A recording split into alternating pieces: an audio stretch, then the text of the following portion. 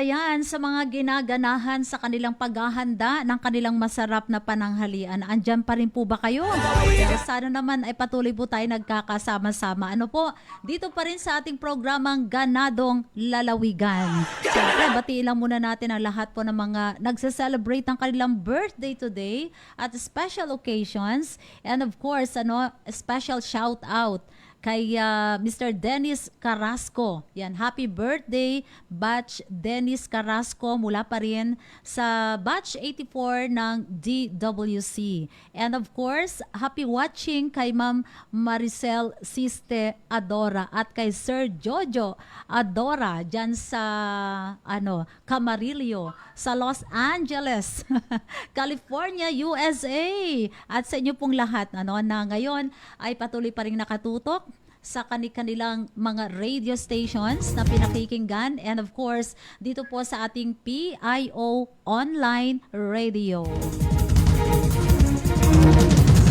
At kanina po ay ating naibalita ang may kaugnayan dito ho sa pagpapatupad muli yung pagbabalik ng regular na oras ng trabaho sa Provincial Government of Occidental Mindoro na ipatutupad. Sabi nga po natin, sa July 1st, 2026. So parang balik transaction na pag-araw ng Biyernes, hindi na work from home ang mangyayari. At para po opisyal na mai-announce sa ating pong lahat, sa lahat ng mga empleyado ng Provincial Government of Occidental Mindoro at para formal din po at opisyal lang mai-anunsyo sa publiko ito pong atas na tayo po ay magbabalik na at magkakaroon na ng transaksyon sa mga opisina ng Provincial Government of Occidental Mindoro. Makakasama po natin ngayon ang atin pong talagang sobrang busy pero thank you na pagbigyan niya tayo ng kanyang time. Ang ating pong PGDH HRMO, Ma'am Marife Tanyala. Good morning, Ma'am. Good morning po at welcome sa Ganadong Lalawigan program, Ma'am Fe. Hello, Ma'am Helen. Yes, opo, salamat sa time po ninyo, na alam mo namin, abalang-abala kayo, ikot kayo ng ikot, pero mahalaga po na mula sa inyo as our HRMO ng PGDH ay mai-anunsyo nyo po yung tungkol sa pagbabalik pasok pag-araw ho ng Biyernes ng ating mga empleyado. Yes, ma'am. Okay, ma'am. Good morning, everyone. Good morning, Ma'am Helen, Kuya Fords. Magandang umaga sa inyong dalawa. Wala po siya absent yes. po Na-absent si Manong Ferdy. Yes, ma'am. Tama po kayo, tama po si Ma'am Helen. Through the memorandum number PTO 2026-59 na nilabas po ng ating minamahal na governor, finally starting July 1 po, ang opisina po natin ay magsisimula na ng Lunes hanggang at matatapos ng Biyernes. So finally, we don't have the work from home anymore during Fridays. Dahil naniniwala po tayo na normalize na yung fuel supply natin. We don't have so much difficulties on that anymore. And because the governor is very particular with the maximum quality service that we could extend to the people of Occidental Mindoro, he decided na ibalik na po natin finally yung face-to-face na trabaho ng buong Kapitolyo simula Lunes hanggang Biyernes. Yun. So as what I have said, it will start on July 1, ma'am. At 8 o'clock to 12. 8 o'clock to 12 and 1 to 5. For everyone po na gustong bumisita sa amin, so hanggang Biyernes po ay nandun na po kaming lahat para magbigay ng serbisyo sa inyo. Ayun. So, balik normal na yung ating pong mga transaksyon. Oo, kasi... And hopefully, Ma'am Helen, ay hindi na ito mauulit, na wala na tayong kakaharapin pang anong krisis para maging normal na talaga ang lahat at kagaya po ng gusto ng ating ganadong governor ay maibigay natin lahat ng kaya nating ibigay sa mga mamamayan ng Occidental Mindoro. Sa assessment po ba ninyo, ma'am, yung ating ginagawang parang work from home ay wala pa rin talagang wala pa rin kahalintulad kung tayo ay mag on-site talaga, yung talagang nandoon tayo sa opisina para asikasuhin at saka i-entertain yung ating pong mga kliyente? Yes, ma'am naman. Kasi, of course, hindi naman tayo papayag po, lalo na si Governor na kapag Friday ay hindi tayo makakapag-serbisyo, just the same, ibinibigay po din po natin lahat ng kaya nating ibigay kahit na siya ay work from home. But we have to face it, there are limitations kapag work from home. Unang-una na doon, wala pong tao sa Kapitolyo except yung mga frontline services na kailangan lang. Pero the rest of the, particularly the support departments, hindi mo po talaga sila makikita doon. And that brings a big difference when it's face-to-face from Monday to Friday, na anytime the people of Occidental Mindoro would want to visit us, then we are there ready to face them, ready to serve them. And syempre, we have to face it also. Mas mabilis din naman talaga ang face-to-face kapag nandun sa opisina. Very challenging, no? Although sabi ko nga, hindi rin ganun kadali para sa amin pag work from home kasi dahil we really have to extend services, lalo na yung mga kailangan. And sabi ko nga kanina, diba, there are limitations, we have to face it kapag work from home. Matagal-tagal din, ma'am, more than 2 months din tayo na talagang nag-work from home. Pero pero nakita natin na ang Provincial Government of Occidental Mindoro ay talaga namang hindi tumigil sa kaganahan na magserbisyo sa ating pong mga kababayan. Ganado pa rin kahit na nasaan. At yung iba hindi naman nagiging totoong work from home, talaga napipilitan pa rin mag face to face pa rin, 'di ba? Talagang umiikot pa rin, pumupunta pa rin sa mga field na kanilang pinagtatrabahuhan. Oo, yan ang maiipagmalaki kong katangian ng Provincial Government of Occidental Mindoro na talagang as a matter of fact, we don't count the number of hours, we don't count the number of days, where we don't care if it is a weekend. Kapag kailangan talaga pupunta ka, you will address the concern. Lalong-lalo na po ang ating ganadong governor ay hindi naman marunong magpahinga. Kaya kami na mga department head, kailangan namin talaga siyang sabayan. And luckily, the governor is very successful in trying to inspire all of us to also give our best, just like him. Kasi kailangan natin sabayan yung gobernador natin, no? Mahihiya kang hindi kumilos kung nakikita mo na may kasabay kang ang sipag-sipag at napakaganado. Exactly. Minsan nga sabi ko, nahihiya naman ako sa edad niya.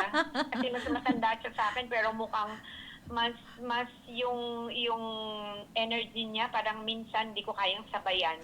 Sobrang energetic, it's because it's coming from the heart. The commitment is coming from the heart. Parang ang nakikinikinita kong eksena sa dinedescribe mo, Ma'am Fe, ay yung karanasan ninyo ng pagpunta ng lubang na kung saan talagang kayo ay sumakay ng ng bangka papunta doon at talaga naman. I cannot forget that trip with the governor. Parang from Tayamaan to Cabra, and then Cabra to the mainland, and then to Luok, and then back, and then Manicom with the hospital. And then ako, ma'am, naiwan pa ako doon kasi during the visit of the governor, he was able to really convince Mayor Orellani on the beauty of Prime HRM. And so, instead of going back on the following day, naiwan ako and nag-orient ako sa LGU Lubang. Oo, Yun, I yun. stayed there for how many, more than almost a week talaga. Pero nasabayan mo, nasabayan mo Mampe ang kaganaduhan ni Governor Ed, no? Anyway, Oo. yun talaga yata ang hamon lalo na sa mga department heads ng ating pong Provincial Government of Occidental Mindoro, ang sabayan, ang energy, ang kaganahan ni Governor Ed. And having said that, nabanggit niyo po yung pagiging prime HRM. Alam niyo po naman sa inyo pong administrasyon, nangyari itong pagiging prime HRM ng ating pong probinsya. At ito po ang nakakapagpa-inspire din po, no, sa lahat ng mga manggagawa din ng Occidental Mindoro, ma'am. So paano niyo po ito napapanatiling talagang ganun po, no, ang level ng pagtingin sa ating pong HR ng probinsya, Ma'am Fe? Ma'am, from day one up to this day, whatever we did on day one, we are only allowed to improve. Pero hindi na namin pwedeng bawasan. And it became a culture. If there is a secret that we have, making excellence culture, lahat po talaga ng na-establish na systems and processes, just to make sure na everything is in place. So we do that every day, and we made it a culture. We made it a way of life. Yes. And that is, I would say, the best, the strongest strategy that we were able to implement in order for us to keep it up, to maintain, to sustain everything. Kasi excellence should be a way of life. Excellence should be a way of life. Grabe, ano? At talaga namang consistent, no? Nakikita ho natin. And even LGUs mula sa iba't ibang municipality ng Occidental Mindoro ay talagang pinipilit na rin po nila, no, na talagang sundan ang yapak ng ating ng ating pong PGDH HRM. And of course, no, ito na nga ang resulta pa rin ng pagiging prime HRM ng ating Provincial Government of Occidental Mindoro. So this coming 29 sa araw po na Lunes, again, meron ho tayong manunumpa, no? At merong magkakaroon na naman, magsasagawa ng onboarding program para dito sa mga newly appointed and promoted Provincial Government of Occidental Mindoro employees. Ilan, ma'am, itong bago na namang manunumpa at magkakaroon ng tinatawag ho nating onboarding program? Ma'am, all in all, 74. Dami. 40 na promoted and 24 na newly appointed. That started in April. Hanggang ngayon. You know, the governor is really very serious na I will never forget the words from the governor na, ma'am, wag na tayong tumigil ng pag-fill up kasi hindi ko kayang i-set aside yung the thought that we are actually fixing not only the life of our employee, of the employee that we are appointing, but the life of the family. And sayang yung mga vacancies na yan kung nandyan lang at hindi napifill upan. Pero syempre, on the part of, palagi niya akong binibiro na natutulog ka pa ba, ma'am? Sabi ko, ma'am, hindi. Sir, Gov, hindi lang ako ang hindi natutulog, pati po yung staff ko, yung lahat ng taga-HR. Pero kasi, syempre, naka-prime tayo, ma'am. We cannot afford to lose along the process, to lose ourselves along the process. We have to make sure na every single item that we fill up, it will go through the process. At kitang-kita. Because as what I have said a while ago, we are holding on to the principle that excellence should be a way of life, and this prime HRM should be a culture. Hindi pwedeng programa lang siya, kundi siya yung gagawin natin araw-araw. So, para sa 74 na manunumpa para matapos yung buong proseso, hindi talaga siya simple. Pero I do want to make it clear na hindi lang po HR ang gumagawa nito, kaagapay po natin ang mga department head. Kasi ang member ng HRMP SB ay hindi lang po HR, kundi yung halos lahat. Lahat actually. Kasi pag ang item ay, for example, belongs to the PPDO, for example, then the PPDO department head or the PPDC will automatically be a member of the HRMP SB. And so, in the sense, all of the department heads are members of the HRMP SB. So, para kami makarating dito sa ganito na medyo mahabang proseso talaga, this is actually something na output ng buong Kapitolyo headed by the department head, facilitated only by the HRMO. And yan naman, Ma'am Helen, ang naiipagmalaki ko sa lahat. Napakaswerte ng Kapitolyo, yung setup ng provincial government department head. Wala kang poproblemahin sa kanila. Everybody is ready to work. Pag tinawagan mo sila, ma'am, shortlisting tayo para sa item mo, ma'am, and interview tayo, wala po dang hihindi.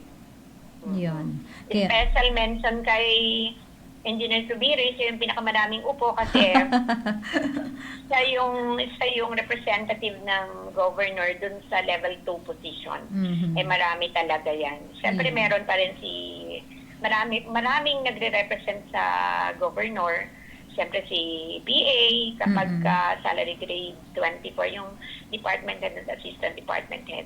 Meron din siyang pag lower level, si Accountant Gallego. Yung local finance natin, palagi yan, member ng lahat ng ginagawa ng HR. All of them actually. That's why I'm proud of them and I'm thankful. Hindi ko lang, Ma'am Fe, matandaan kung ilan yung figures nung unang interview namin sa iyo na tinanong namin na mula noong naupo si Governor Ed Gadiano, ay ganito na karami, ano? Ilang daang empleyado na yung talagang nabago ang buhay. Na-appoint. Oo, na-appoint, na-promote. Kasama yung promotion Yes, at oo. saka original appointment. I can't just give you the exact figure, ma'am, kasi ayun, patungan ng patong. Padagdag ng padagdag. I know nung last mo kong in-interview, less than 1,000 pa, no? Yes, ma'am. Less than 1,000. May ilang numbers pa bago mag 1,000. Oo. Pero I believe ngayon, nasa, more or less, nasa 1,2 tayo. Grabe. Oo. Yun, ang ganda. Pick-upin ko lang yung binanggit kanina, yung binabanggit nyo, no, Ma'am Pena, ang sabi nga ni Governor Ed, itong mga empleyado, gusto niyang, hindi lang yung empleyado ang inaayos niya ang buhay, kundi ang pamilya ng mga empleyadong ito. Totoo naman, nababago talaga ang buhay, Ma'am Pena, no, kapag ikaw ay naging permanent employee na, tapos na-promote ka pa. Oo, and if there is one thing that I would always look back as the provincial HRMO of the provincial government of Occidental Mindoro, yun ay yung it is Governor Ed na naka-partner ko kasi totoo din naman, even how hard I try, even how much effort I exert, if the appointing authority is not like him, baka mahirapan din ako. Governor Ed is a politician na masasabi kong the size of heart, parang hindi ko kayang tapatan yung size ng puso niya para sa tao. Palaging para sa tao. Minsan nga sabi ko sa kanya, hindi ko pa pala nasasabi at wag mong ipagsasabihan. Gusto kong sabihin sa kanya minsan, "Uy, Gob, lagi mong ina-announce, di na kami natutulog. Kailan mo ba kami pagpapahingahin?" Kasi sa totoo lang, ma'am, nangangarap pa siya ng upgrading level 3 sa Prime HRM. Wow! Level 3? Yung nagkabulol-bulol ako. Kasi level 2 tayo ngayon. Oo. Kaya sabi ko sa kanya, alam mo ba, Go, na sa totoong buhay, sa buong Pilipinas, wala pa talagang na-award ng silver except yung Bangko Sentral ng Pilipinas. Parang may isa pa, hindi ko na lang matandaan, pero lalong-lalo na sa LGU, provincial kagaya nun sa amin, napaka-kukunti pa ang na-award sa prime dito sa bronze. And ngayon, nangangarap na siya Tingin mo, ng level ma'am, 3. yes, ma'am. Tingin mo, ma'am, kayang i-achieve ang pagiging level 3 na tinatarget ni Governor, kasama ang PGOM? Ma'am, actually, to give you the idea and the listeners the idea, Mm-mm. going to level 3, everything will just be the same processes and systems Mm-mm. in level 2. Okay. The only difference is that everything will be automated. And kung meron man na akong medyo kinagugulatan dito sa level 3, syempre, yung amount of work kasi kayang pagtulong-tulungan eh. Mm-mm. Pero malaking, system development kasi ito. I don't know how much. As a matter of fact, it was GovEd who found somebody who will assist us. Mm-hmm. Siya talaga yung sobrang seryoso na naghanap ng consultant for the systems, the online systems. Mm-hmm. Pero in fairness naman, ma'am, no? Mm-hmm. Baka sabihin ng iba, ano ba yan, bago pala kayo nagpapahinga, tapos ito na naman, nagpapakapagod na naman kayo. Mm-hmm. In fairness to level 3, ma'am, if we want something na easier, less paperwork, and more accurate, Mm-hmm. ganyan, Mm-hmm. on time, no delay, definitely, dito tayo sa online, dito tayo sa Automated. Oo, Uh-huh. kasi kapag nangyari yun, alam mo yun, yung kahit example natin, kahit yung paggagawa ninyo natin ng IPCR, DPCR, OPCR, naka-online, Mhm. kayo magagawa ng target. Mga IPCR. And so, Oo, talaga. automatic, Oo. Di ba ngayon, sinusulat niyo ang accomplishment? Yes, ma'am. Kapag nangyari yon, then hindi siya susulatin. Diba? Online na lang. Yeah. Aha. I can't, in details, I can't give everything in details kasi hindi rin naman ako ganun kateke. Alam mo naman yan. Pero Same here.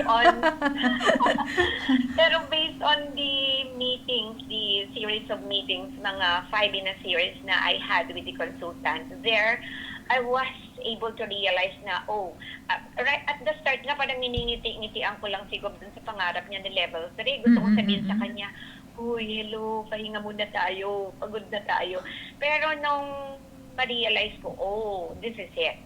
We really have to wait for this. And hopefully, ma'am, dun sa timeline, Mhm. I am actually asking the consultant the timeline kasi, syempre, if I want to do it, if I will do it, well, definitely I want the same governor to be my partner as much as possible. Yung isasaalin na lang sa susunod. Mhm. Para, kasi kung gagawin pala nating level 3, edi ngayon na siya dapat. Yes. Mhm. Siyempre, hindi rin naman ganon magtatagal na rin si Ma'am Pe.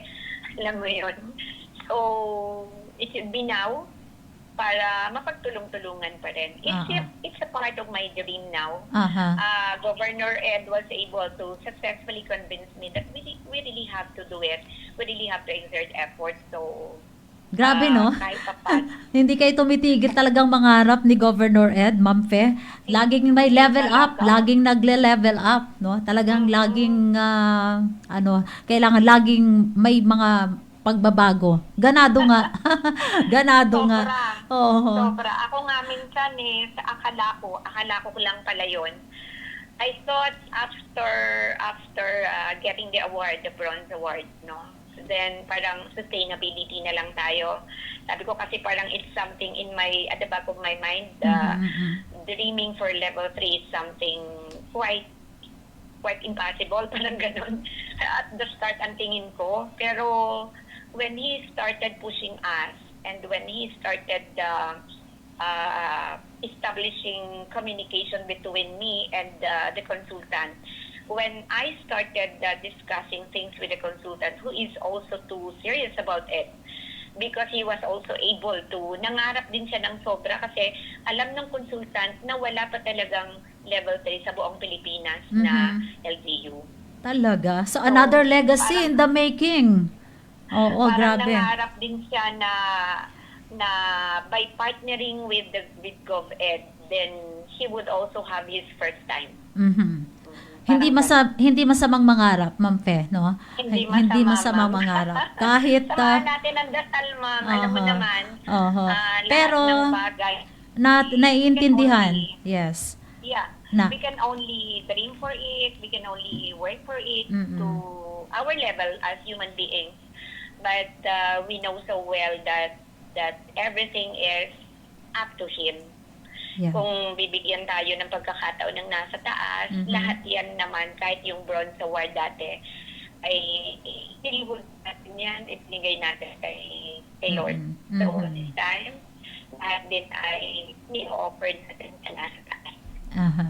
So good luck, ma'am. Ano? Nakikinig ang mga buong empleyado at lahat ng mga taga PGOM. Kaya alam ko mas Yeah. mai-inspire sila. Lalo na yung mga hindi pa nakakaalam. Ako first time ko marinig, ano, na merong ganyan kayong pangarap na maging level 3. Sino ba naman hindi gusto na lahat ngayon ay mabilisan na, automated na? Gustong-gusto ng mga empleyado yan ng PGOM. At siya Can I say something? Yes, If ma'am. the Please. PDOM employees are listening, Yes, can I ma'am. say something to them? Yes, ma'am.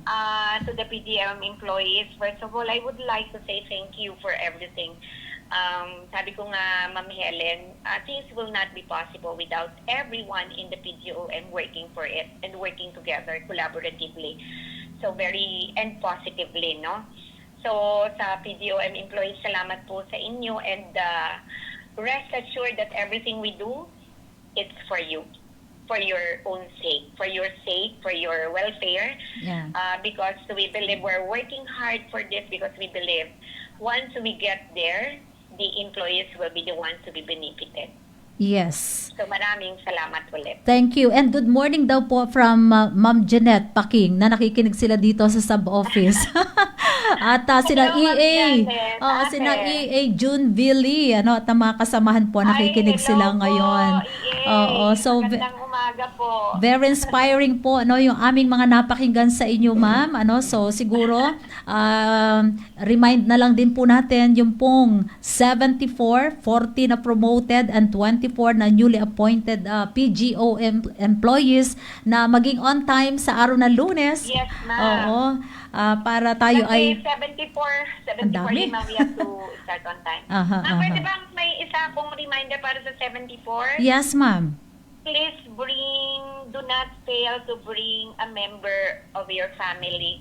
We really prepared for you and the other member of your family. Gusto po namin kasi na may kasama silang kapamilya, para kasama yung kapamilya Oo. sa Sa saya. receive ng sa saya, Tama. pag-receive din ng kopya ng kanilang appointment. So ilan, ma'am, ang pwedeng isama? Isa lang. Maganda na magkaliwanagan. Oo. 74 sila times 2 mo. Aha. Diba? Yan. Oo, 148 na yon plus the department heads, the sa man tayo sa training center so Yun. hindi rin natin Ma-accommodate hindi rin natin lahat. pwedeng masyadong damihan. Yeah. Oo. Okay. So, good luck on Monday sa 74 na PGOM employees sa oath-taking ceremony and onboarding program. Magsama daw po tayo ng isa ho nating kapamilya. At syempre sa buong PGOM employees, starting July 1st, ang pasok na po natin ay 8 to 12, 1 to 5, Monday to Friday. And with that, Ma'am Fed, thank you very much. Any parting words po? I guess I have to thank you, ma'am, for inviting me, kasi hindi ko iniisip na I would have this chance of, at least expressing what I have in my heart regarding the topics that you asked from me. Maraming salamat and keep it up. I would like to tell you and Kuya Ferd na masaya ako sa inyong ginagawa. Masaya ako na Thank you you, are ma'am. actually giving much appreciation to what the provincial government of Occidental Mindoro is doing, particularly the individual departments who are really exerting effort na masabayan ang ating gobernador. Wala pong department na pwedeng tumigil sa amin kasi hindi tumitigil ang ating gobernador. Talaga Thank you lang. so much po. Thank you you. so much, Ma'am Helen. Thank Yeah. you po sa lahat ng listeners. Okay. Thank you, Ma'am Marife. Tanya lang ating PGDH HRMO. Excellence should be a way of life. Yan. Hashtag sa araw na ito. Thank you, Ma'am. And syempre, ayun. At nako, okay. So nakaka-inspire ka usap, no? Ang ating pong HR. Para malaman ho natin, hindi ko na-expect na maririnig ko ngayong umaga, yung isa sa mga tina-target na tayo ang ating HR, ang ating pong provincial government department head, ang HR ay kasama si Governor Ed Gadiano ay merong pinaplano at pinapangarap na maging level 3. Galing, no? Talagang laging nag-level up. Ganyan napapakita, no, mga kaibigan, na talagang meron tayo laging ganadong provincial government of Occidental Mindoro, di ba? At syempre, wow. Teka lang ha. Shout out lang para kay Max Baguio. Good morning, Governor Ed. Good morning, Ma'am Fe. Yan, si Max Baguio. At si Kalayaan Baconggol. No, good morning po, Gov Ed. Ayan, pinaparating niya. At syempre sa lahat pa rin po ng ating mga nakikinig sa kanilang mga radio stations. And of course, no, again, happy watching kay happy listening para kay Coco Vlog.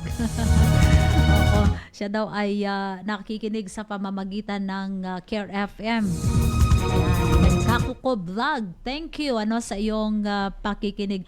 Lester Holdanero Nidoy dyan sa Barangay Mabini. At ganon din kay Polsky Ramirez. Happy watching po. Oo. Salamat po sa inyong panunood dyan sa Iling Island. And sa inyo pong lahat na nakatutok sa loob at labas ng ating bansa. Thank you very much. So ulitin ko lang po ang atin pong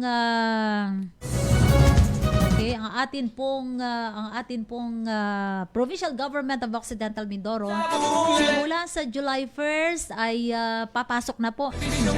At meron ng katransaksyon kayo face to face pag araw po ng Biyernes. Hindi katulad nung dati tayo po ay di ba? Work from home. So ngayon ay meron na ho tayong makakatransact. Bukas na po ang mga tanggapan ng nasa ilalim ng Provincial Government of Occidental Mindoro. At syempre sa iba, lalo na yung mga team however, ay baliwala lang naman kasi lagi naman nakabukas at hindi naman kasama doon sa doon sa dati ay nagkaroon tayo ng flexible work arrangement. So ngayon po ay pinapawalang visa. Ang dati ay ipinaiiral na regular working hours. So ngayon, simula ho sa July 1 So ibig sabihin nyo kailan yun, Ernest? Sa July, ang unang Biyernes? July 1 to 3. Yan. Sa July 3, meron na ho kayong serbisyong ganado na matatagpuan sa mga tanggapan ng Provincial Government of Occidental Mindoro. And again, congratulations sa lahat ng mga manunumpa sa araw po ng Lunes dahil mula ho sa iba't ibang tanggapan ng Provincial Government of Occidental Mindoro, sila po ay na-promote, yung iba ay newly appointed. Mas marami yung promoted 40, tapos yung newly appointed na mga empleyado ay 24. Diba sabi nga ni Ma'am Fe, ang 74 po na ito na manunumpa sa araw po ng Lunes ay meron ding kasamang isa lang daw po. Isang ano kamag-anak, ano? Kasi ang sarap naman nung nandoon, nakaka-relate sa saya mo yung iyong kadugo, yung iyong kamag-anak, asawa man yan, kapatid, magulang, di ba? Ang sarap na may kabahagi ka sa iyong kasiyahan. So, yun po ay pinalaala ni Ma'am Fe na kayo po ay magsama ng isa pong inyo pong kamag-anak sa inyong sa inyong pong oath-taking ceremony na mangyayari ho dyan sa may Capitol sa Mamburao. So, 4 pala, no? From the Office of the Governor, isa mula sa Office of the Provincial Administrator, isa sa Human Resource Management Office, 1, 2, 3, 4, 5, 6. 6 naman mula sa Office of the Provincial Accountant at merong 5 mula sa Office of the Provincial Treasurer. Sa Provincial Budget Office ay merong isa. Ayan. Meron ding mula sa Office of the Provincial Assessor, 3. Isa din po ang mula sa Provincial Legal Office at sa General Services Office ay merong 1, 2, 3, 4, 5, 6. Yan. Isang galing din sa Environment and Natural Resources Office at merong 3 na empleyado mula sa Provincial Planning and Development Office, 2 sa Office of the Provincial Engineers, at Office of the Provincial Agriculturist ay 3. Tapos meron din pong mula sa Office of the Provincial Veterinarian ay merong 5, at tapos may isang mula sa Provincial Health Office. Ayun. Nakita ko din. Mula sa Provincial Health Office. Tapos, mula sa OMPH, ito, medyo marami-rami ang bibilangin ko dito. Hindi ko mabilang. 1, 2, 3, 4, 5, 6, 7, 8, 9, 10, 11, 12. 12 or 13. Tapos meron din pong mula sa San Sebastian District Hospital, Provincial Health Office. So we have 1, 2, 3, 4, 5, 6 nga, no? 6 or 7. Napiduling na ako. At mula naman dito sa San Jose District Hospital ay meron poong 1, 2, 3, 4, 5 na empleyado na pupunta dyan sa oath-taking sa araw na Lunes. Sa Abra de Ilog Community Hospital, Provincial Health Office, 2. Sa Paluan Community Hospital ay merong 2. At pagkatapos, Lubang District Hospital, meron pong 4. Wow! Ito, no, 74 ang muling naiayos ang kanilang buhay. Diba? Nagbago ang kanilang buhay. Sumaya ang kanilang buhay dahil sa inyo pong ganadong pagseserbisyo rin. Ano? Ito po ang nakita ni Governor Ed kung kaya't may mga promotions, meron pong mga na-appoint o na ibibigay sa kanila ang posisyon dahil kayo po ang talagang nakitang karapat-dapat. So, good luck on Monday. Yan po ay sa June 29. Again, July 1st po, no, ang inuulit natin na talagang effectivity ng revocation ng mga flexible work arrangement.